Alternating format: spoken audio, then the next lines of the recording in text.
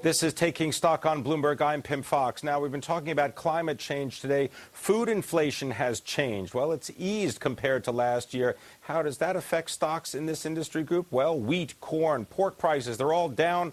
Are lower input prices good for food stocks? They should be. So let's focus on some of them. Let's talk about Dean Foods with Alexia Howard, food analyst and expert at Sanford Bernstein. Good to have you, Alexia. Thank you. Thanks for coming in.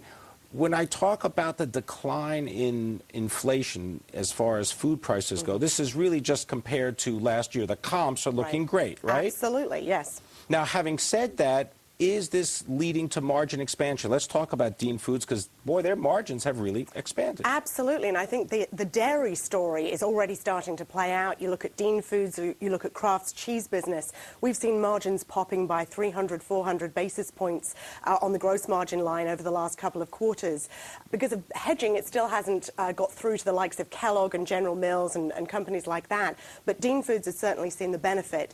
The last time we saw a commodity spike followed by a collapse in commodity prices was back in the mid-90s. And between 97 and 99, we saw 380 basis points of gross margin improvement on average across the group over that 3-year period. Looks as though it's just beginning to kick in again. ConAgra was another one that came out yesterday with positive margin news. All right, so if you're seeing this positive expansion on margins, what is happening to sales? Because you can expand the margin only to a certain point where someone says, okay, I'm not going to pay any more.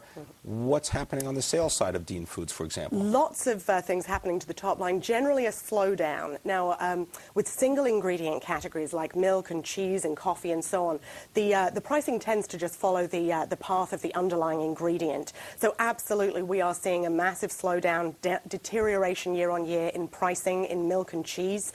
That's leading to flat to negative top-line growth in the dairy business. But what you need to look at is the relationship between EBIT growth, operating profit growth, and the commodity inflation. And typically, when the commodity costs are coming down, as they are now, that's a very good thing for profit growth. So does that mean that Horizon, which is the Dean Foods, or one of the Dean Foods dairy brands, is that going to show a profit? I don't think it's going to show a profit this year. This was a business, even though it's only about 3% of the company's sales, it's been thrown from pillar to post over the last couple of years.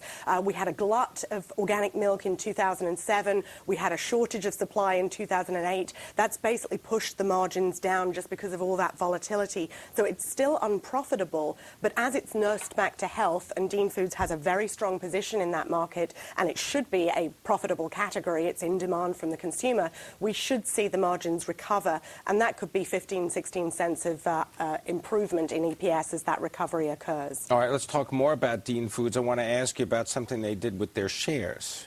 They diluted everybody. They issued, well, I mean, they're not the only ones that have been doing a lot of secondary offerings, but why did they do this, and what was the market's reaction? Second time in 2 years. It seems as though every time we get to the beginning of the year, there's another share issuance from Dean Foods. This time was different from last year. Last year, they had to do the share issuance because they were running the risk of tripping debt covenants when the milk prices were very high. This year, it was a strategic choice by the company. They'd recognized that there were some opportunities for acquisition that they didn't think were going to be around for too long. And so they did the share issuance. We saw 14 cents of dilution or so as a result of that. Clearly, investors were not best pleased with that, and the stock traded off accordingly at the timing of the announcement. Since then, we've heard that they're going to use a lot of the proceeds to purchase Alpro, which is a European soy-based company, and I think there could be some decent revenue synergies. Alpro has a much more sophisticated product mix. They do yogurt kind of soy products, not just the fluid soy milk products. Does this get Dean Food the distribution also in Europe? Exactly. So it's going to be interesting to see how they build that platform out. They had a strategic choice, I think, here. Do they want to get into international markets because clearly they haven't had that exposure until now? Or do they start to build out maybe into other categories in the U.S. market? Well, clearly this move with Alpro is a move into Europe. Okay, now you've got an overweight rating for the shares of yes. Dean Foods. What kind of valuation for the shares? I've got a target price, a 9 to 12 month target price of $27 on the stock, so there's significant upside in my mind. This is a company that's likely to see very very significant positive earnings revisions during the course of the year. Class 1 milk prices are staying very low, which is very good for their margins. I think that's going to mean that, as we go into the quarterly earnings results over the next few quarters, there should be some positive surprises. All right, we're going to continue the conversation more with Alexia Howard on the food industry, including her thoughts about Kraft. They've got a big cheese division, and also Kellogg. We're going to find out about cereal prices. This is Taking Stock on Bloomberg. This is Taking Stock on Bloomberg. I'm Pim Fox. My guest is Alexia Howard, analyst and expert at Sanford Bernstein in all things food-related. Alexia, let's talk about Kraft for just a moment. Irene Rosenfeld, third-year anniversary about. Absolutely. Has she accomplished most of the things she set out to do? I think it's her third-year anniversary today. I think she's Happy anniversary, Irene, if you're listening. I think she's done a lot of good things.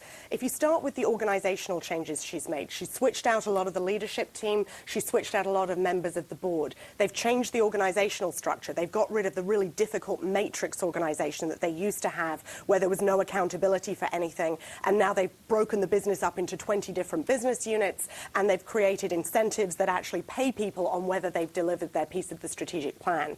On the innovation pipeline, they introduced 70 new products in 2007, 80 new products in 2008. Now, in 2007, we saw the organic sales growth drift up to 5.2%.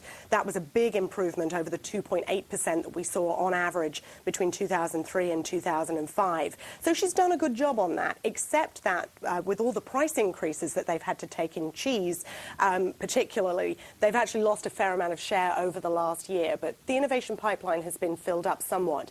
They've completed the restructuring program. In Irene's words, based on a conversation I had with her recently, she feels that the heavy lifting on all the investment and marketing step-ups that they needed to do, that's basically behind them.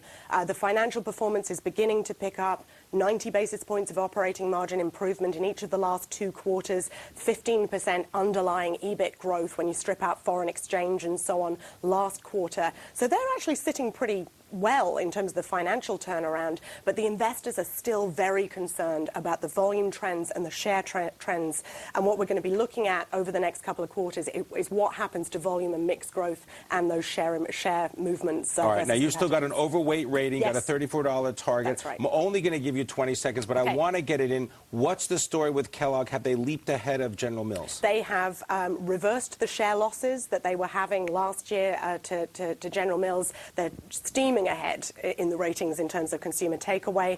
They've got major productivity improvements coming through this year, and they've also got commodity costs really rolling over now, so that should give them some relief. Okay, and an overweight and a $55 target on Kellogg. Thank you very much, Alexia Howard, sharing your insight into the world of food from Sanford Bernstein. And